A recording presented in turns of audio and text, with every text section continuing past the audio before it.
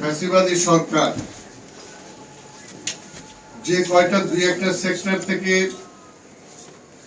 টাকা চুরি করেছে তার মধ্যে অন্যতম হলো বিদ্যুৎ।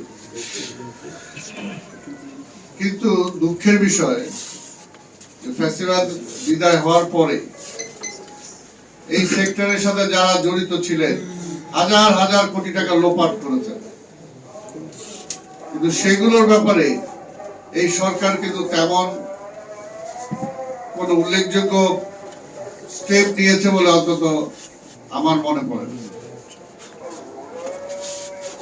কিন্তু এটা খুবই উচিত ছিল। বাংলাদেশের সবচেয়ে বড় অর্থনৈতিক ক্ষতিগ্রস্ত হয়েছে আমি মনে করি যে আজকে বিদ্যুৎ সেক্টরে।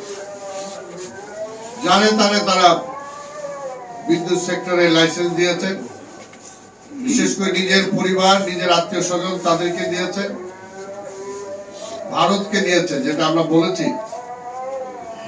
আজকে এটা সত্য যে জনগণ কিন্তু এটা দ্বারা এফেক্টেড।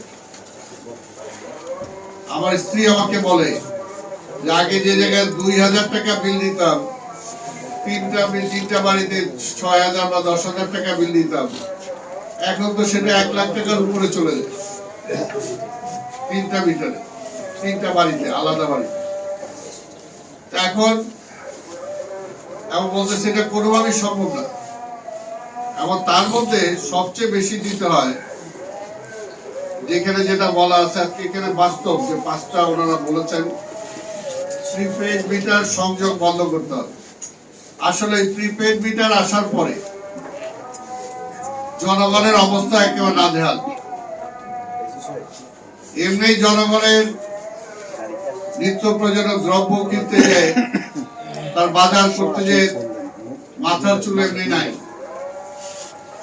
তার মধ্যে বিদ্যুতের সমস্যা। এবং এটা একটা নেসেসিটি যে বিদ্যুৎ ছাড়া থাকা যায় না। কিন্তু বিদ্যুতের ভর্তুকি গুলো জনগণের উপরে আসতেছে, আবার সেখান থেকে সরকার তুগলকি কাণ্ডের মতো সেখান থেকে টাকা নিয়ে যাচ্ছে। বিদ্যুৎ ব্যবহার না করলেও, উৎপাদন না হলেও তাদেরকে বসে বসে টাকা দিতে হচ্ছে। সেই বিষয়গুলো কিন্তু ফ্যাসিবাদের আমলে বারবার আমরা বলেছি, কিন্তু কোনো সুরা হয় নাই।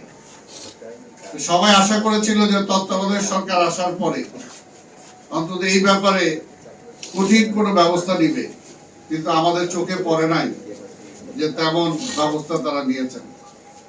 ডিমান্ড চার্জ, মিটার ভাড়া বাতিল করতে হবে, স্ল্যাব পদ্ধতির বিল বাতিল করে 200 ইউনিট পর্যন্ত ফ্ল্যাট পদ্ধতিতে বিল দিতে হবে, রেন্টাল, কুইক রেন্টাল সহ বিদেশ থেকে বেশি দামে বিদ্যুৎ ক্রয় বন্ধ করতে হবে। এই দাবিটা এখনো কেন করতে হয়? এই দাবিটা কেন এখনো করতে হয় আমরা বুঝি না।